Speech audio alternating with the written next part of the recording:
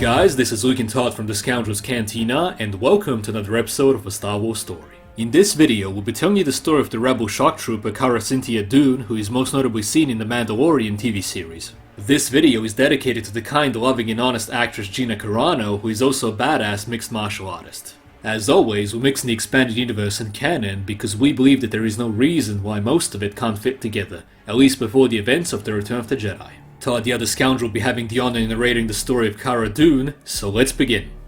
Cara Dune was a human female born roughly around 25 years before the Battle of Yavin on the planet Alderaan.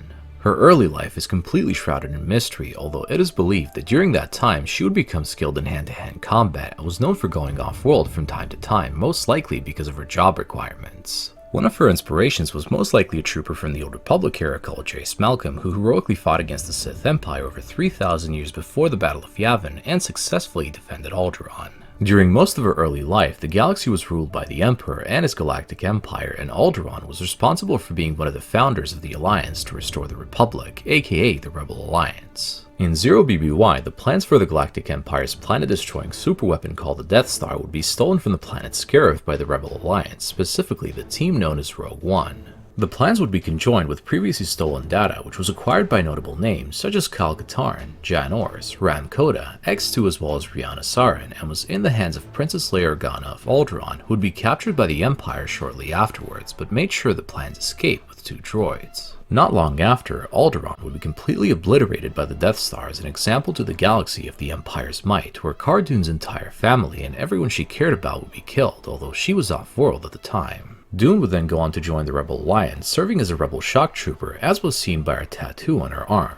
In the following years, before the Battle of Endor, she fought against the Empire as well as tattooed a small Rebel Alliance starboard tear below her left eye as a symbol that she was a survivor of the destruction of Alderaan and the sadness she felt for what happened to her planet. In 4ABY, she most likely participated at the Battle of Endor, where the rebellion scored the greatest victory in galactic history, and balance was brought to the Force by the Chosen One. From this point on, we're moving to the events after the Return of the Jedi. Cara Dune would continue serving as a shock trooper in the Rebel Alliance and successor state the New Republic as she hunted down former Imperial officers who had become warlords and controlled an Imperial remnant of their own that they took control of after the fall of the Empire. After the Imperial warlords were seemingly gone, the New Republic focused more on peacekeeping tasks such as escorting delegates and suppressing riots, which led to Cara Dune leaving the Alliance because she signed up for fighting the Empire. After this, she would become a mercenary and become wanted by the New Republic and possibly other factions, so she settled on a backwater planet called Sorgan. In 9ABY, while at the Sorgan Common House, she encountered a Mandalorian bounty hunter whom she believed had come to fulfill a bounty on her, so she engaged him in a brief skirmish in which she went toe-to-toe with a Mandalorian Iron, aka Beskar-wearing opponent, after which, this happened.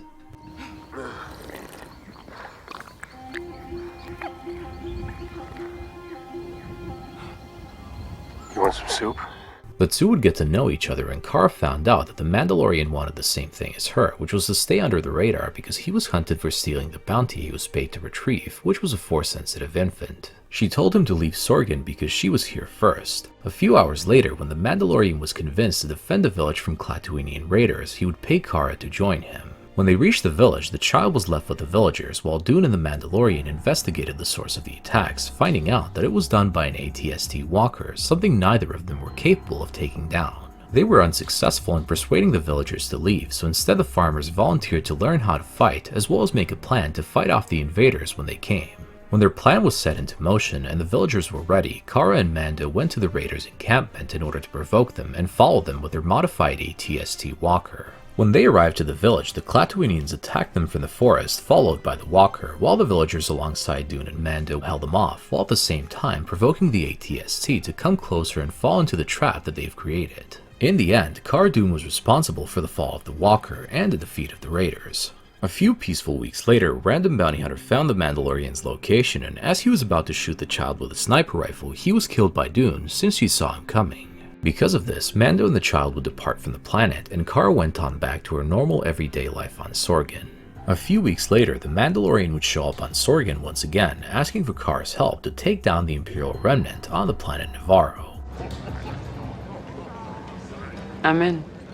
While they were traveling, they realized they needed a babysitter for the child, so they took a detour to the planet Arvala 7, where the Mandalorian had an Ugnaught friend called Quill. Quill the moisture farmer agreed to help them as long as his reprogrammed babysitter IG-11 assassin droid and a few blurks came along with them. While on their way to Navarro aboard the Mandalorian ship the Razer Crest, Cara Dune and Mando arm wrestled, and the child thought that Cara was trying to hurt his guardian, so he force choked her to everyone's horror but was stopped. When they arrived to Navarro, they met up in the middle of nowhere with Greef Karga of the Bounty Hunters Guild, who let the Mandalorian know about how the Imperial Remnant took over a city on Navarro and had previously asked them for help. That night, as they were discussing their plan around the campfire, they were attacked by some native Octavians who ended up severely injuring Karga, although the child instinctively healed him with the Force. The next day, as they were making their way to the Imperial-controlled town, Greef Karga killed the bounty hunters that were by their side, revealing that he was working for the Imperial Remnant and that his plan was to kill them and take the child, although he had a change of heart after what happened last night. Now their new plan was for Karga to pretend that he caught Mando and the child with the help of Cara Dune, and thus infiltrate the town and kill the Imperial known as the Client, who was charged with acquiring the child. While in the Cantina, bluffing their way to the Client, suddenly both the Imperial and all the stormtroopers guarding him were shot down through the wall, following a hollow message by Moff Gideon.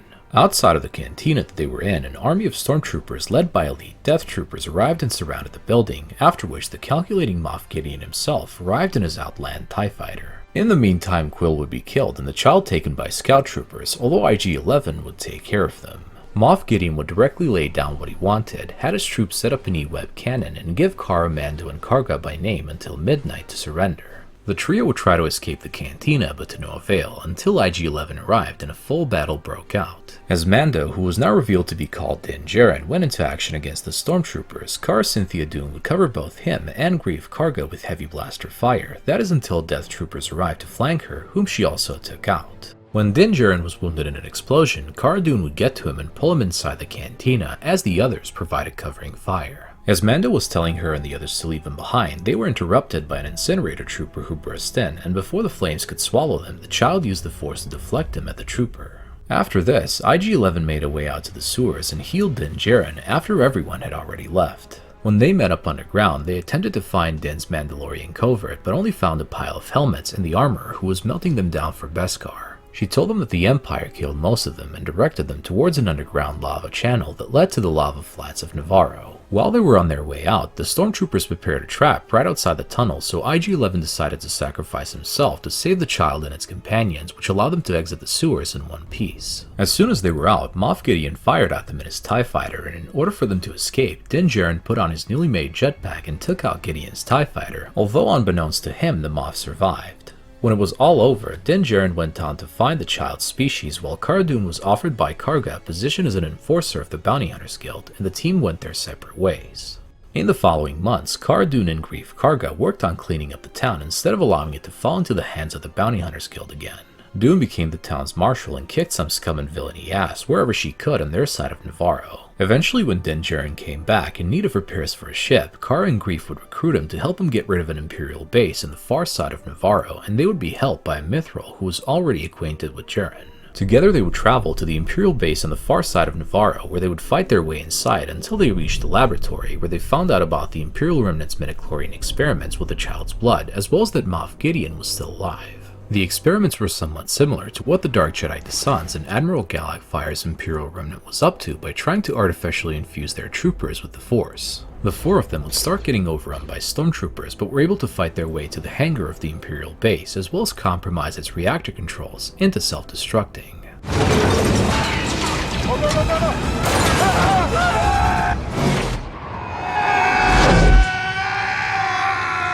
They would escape the base aboard a Trexler 906 armed Marauder, which was an advanced version of the S-80 Imperial troop transport, as it was able to withstand a huge amount of damage from both 74Z speeder bikes as well as Outland TIE Fighters. Cara Dune, Greef Karga, and the Mithril would fight their way through the canyon aboard the troop transporter until they were rescued by Din Djarin and the Razer Crest, who destroyed the TIE Fighters chasing them. Now that the Imperial Remnant was completely wiped out from Navarro, 2 New Republic pilots would arrive to investigate what happened, and Cara Cynthia Dune would join the former rebellion once again and became a New Republic Marshal. Not long after, when the child whose name was actually Grogu was kidnapped by Moff Gideon's Imperial Remnant, Din Djarin would reach out to Cara Dune for help once again. Since Cara was a New Republic Marshal now, she helped Din search for a New Republic prisoner Migs Mayfeld, who was an ex-Imperial who had information Djarin needed, although she would refuse to spring him from prison. Instead, she would pull some strings to get Mayfeld temporarily released from the Carthan chop fields where he was serving his sentence and get him to join Din Djarin and his allies, the notorious bounty hunter Boba Fett and Fennec Shand aboard the Slave One. Mayfeld's Imperial knowledge would lead them to the planet Morak, where an Imperial remnant was operating and had an internal Imperial terminal. When they reached Morak, Cara Dune would help them hijack an Imperial Juggernaut tank in order to infiltrate the remnant's base. What the?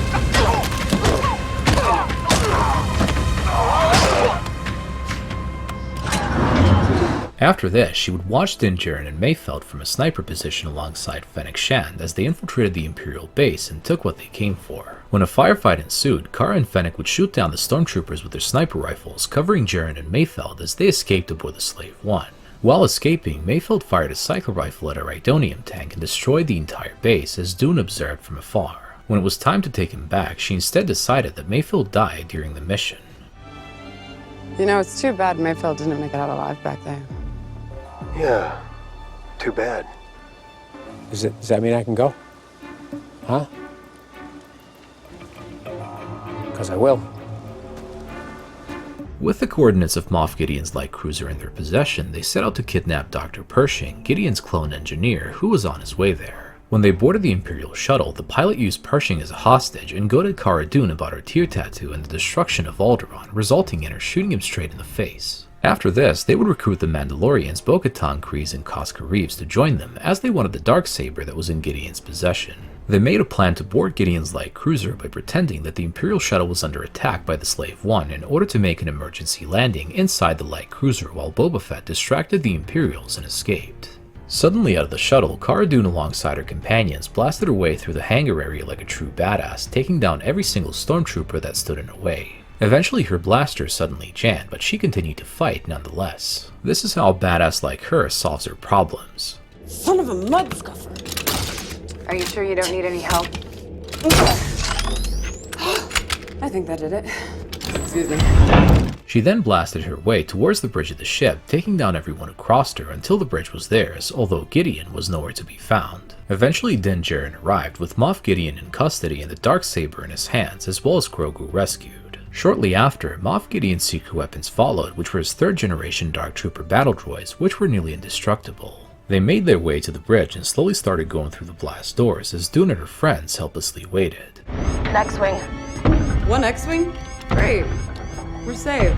Suddenly, the Dark Troopers stopped what they were doing as a Jedi had in fact arrived, whom they watched dismantle the Dark Troopers from the bridge. He would destroy all of them with ease, since he was very powerful in the Force, while at the same time, Moff Gideon grabbed a blaster and tried to kill Bo-Katan, the child, and then himself, although was knocked out by Cara Dune. When the Jedi arrived to the bridge unscratched, Din Djarin would take off his helmet to say goodbye to Grogu, which was when Cara saw his face for the first time ever, as he handed the child over to the Jedi, who was Luke Skywalker himself. Skywalker promised that he would take good care of him and left alongside R2-D2. After this, Cara Dune would take Moff Gideon into custody of the New Republic and continue serving the former Rebel Alliance. In the future, she would go on many missions and adventures alongside the companions that she acquired along the way and did her best for the greater good of the galaxy. Now, just to briefly keep track of our headcanon in our videos, we don't consider the events based after the Return of the Jedi as canon for ourselves, because we consider Episode 6 to be the happy ending of the Star Wars story. This is just our personal opinion as well as preference, which is what headcanon is for. Nonetheless, this doesn't mean that we don't enjoy Star Wars stories based after the Return of the Jedi like The Mandalorian and of course the Expanded Universe, which we tried to tie in here as much as we could to make it more interesting. This Star Wars story is a tribute to Gina Carano for staying true to herself despite everything, as well as being the wonderful person that she is, because we can all learn a lot from her, especially to be better people. May God bless her and everything she does. Anyway guys, this is it on the story of Cara Dune, and we hope you all enjoyed it and learned something new about the vast galaxy of Star Wars. If you enjoy our content, make sure to check out our second War channel, The Crossroads Inn, and if you want to watch more videos like this one, the links to the playlist for other Star Wars stories and videos will be in the description down below. Also, if you want to support this channel, hit that subscribe button for more videos like this one, and remember guys, God is awesome, may the Force be with you always, and we'll see you in another video, you rebel scum. This party's over.